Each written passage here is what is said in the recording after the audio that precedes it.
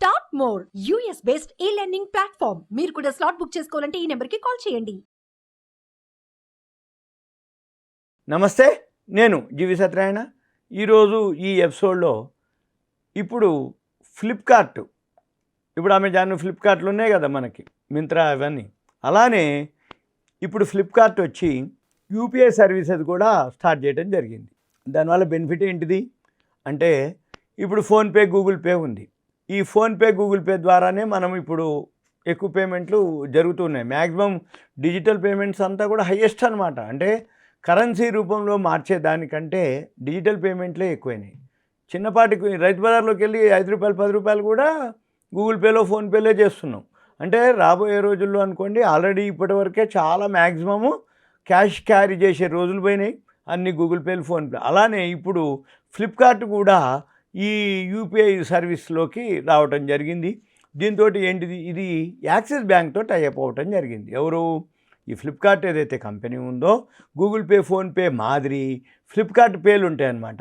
వాళ్ళు axis bank తోటి tie up చేసుకున్నారు. ఇప్పుడు ఈ ఫ్లిప్కార్ట్ ఏవైతే యూపీఐ సేవలు అంటామన్నమాట. యూపీఐ అంటే unified payments interface, unified payments interface, దాన్ని యూపీఐ అంటారు అనమాట. అది ఇప్పుడు స్టార్ట్ చేయడం జరిగింది. అయితే ఈ యూపీఐ ద్వారా ఇప్పుడు ఫ్లిప్కార్ట్లో ఏవైతే లావాదేవీలు జరుపుతున్నాయో, అయితే వేరే ప్లాట్ఫామ్లో కంటే కూడా ఇప్పుడు మన ఫ్లిప్కార్ట్ అంటే ఫ్లిప్కార్ట్లో కొనేవాళ్ళు ఏవైతే ఫ్లిప్కార్ట్లో అంటే కొనడానికి కానీ, ఫ్లిప్కార్ట్ ద్వారా రీఛార్జ్ బిల్స్ కానీ, బిల్ పేమెంట్స్ కూడా ఇవన్నీ కూడా ఫ్లిప్కార్ట్ ద్వారా చేయొచ్చు. వాళ్ళకి ఎక్కువ శాతం బెనిఫిట్ ఏంటంటే, ఫ్లిప్కార్ట్లో మనం కొనుక్కున్నటువంటి వస్తువులు గూగుల్ పేనో, ఫోన్పేనో వేరే దాంట్లోంచి పే చేస్తున్నాం. అలా కాకుండా ఫ్లిప్కార్ట్ పేనే ఫ్లిప్కార్టే, అంటే మనం కొనుక్కునేది అక్కడనే, పే చేసేది అక్కడ ఉండటం వల్ల ఏంటంటే ఒకటి ఈజీ ఉంటుంది. దాంతో ఇవన్నీ కూడా సర్వీసెస్ అంటే అవేవైతే బెనిఫిట్స్ ఉన్నాయో మనకు అనుకోండి, కస్టమర్స్కి అనుకోండి, కంపెనీకి అనుకోండి, ఈజీ అవుతుంది అనేది వాళ్ళు తెలపడం జరిగింది. దీంట్లో ఇప్పుడు ఏంటిదంటే, మనకి జనరల్గా ఆల్మోస్ట్ ఆల్ అందరూ గూగుల్ పే అని, ఫోన్పే అని, అమెజాన్ పే అని, పేటిఎం పే అని ఇట్లా థర్డ్ పార్టీ యాప్స్ మీద ఆధారపడుతుంది ఇప్పుడు ఫ్లిప్కార్ట్ వాళ్ళు.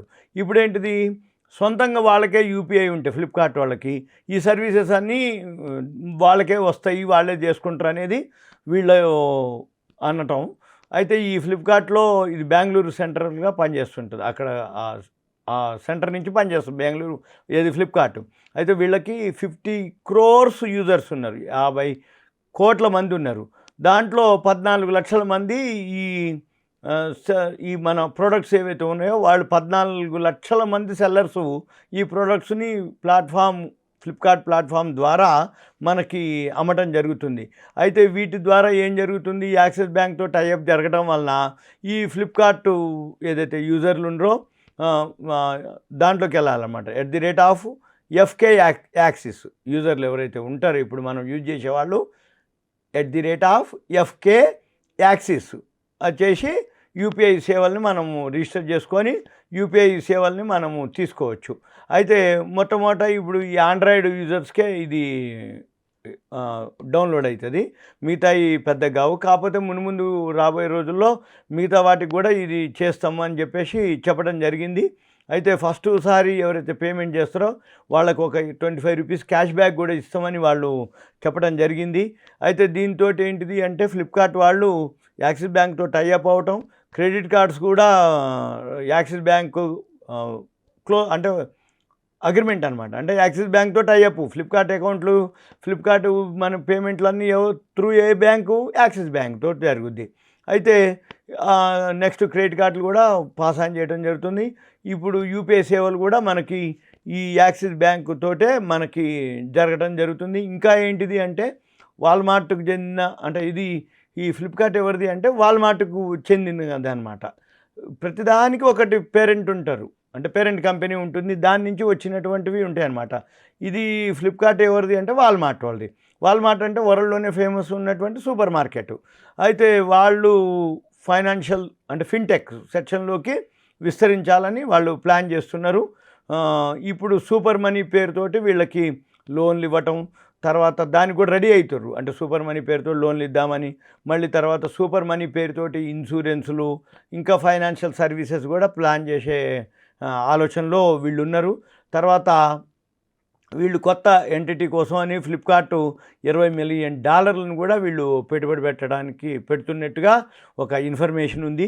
అయితే ఇప్పుడు ఈ డిసెంబర్లో మొన్న ఫ్లిప్కార్ట్ వాల్మార్ట్ ద్వారా $600 మిలియన్ వీళ్ళు మొబిలైజ్ చేయడం జరిగింది. ఫండ్ రైజింగ్ అంటారు.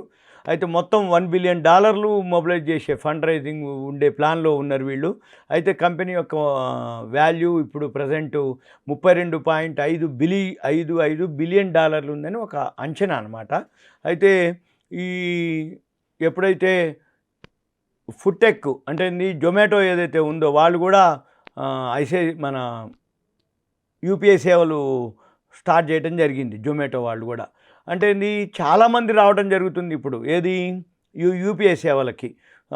జొమాటో వాళ్ళు కూడా ఐసిఐసిఐ బ్యాంక్తో టైఅప్, వీళ్ళు యాక్సిస్ బ్యాంక్తో టైఅప్ అయితే జొమాటో వాళ్ళు ఐసిఐసిఐ బ్యాంక్ తోటి వాళ్ళు టైఅప్ అవ్వడం జరిగింది. ఇది ఈ వీడియోలో మీకు ఎపిసోడ్ గురించి. అంటే యూపీఐ సేవలు ఏవైతే ఉన్నాయో రాబోయే రోజుల్లో ఇంకా కొత్త కొత్త కంపెనీలు కూడా వచ్చే అవకాశాలు ఉన్నాయి. బ్యాంకులతో టైఅప్ అయ్యి వచ్చేవాడి. ఇవంతా కూడా మీకు ఒక awareness, education, information, knowledge purpose మాత్రమే. ఓకే, నేను ఇంకొక వీడియోతోటి ఇంకొక ఎక్స్ప్లెయిన్ చేయడానికి వెళ్తాను. సుమన్ టీవీ ప్రేక్షకులకు ధన్యవాదాలు. Thank you. సెలవు.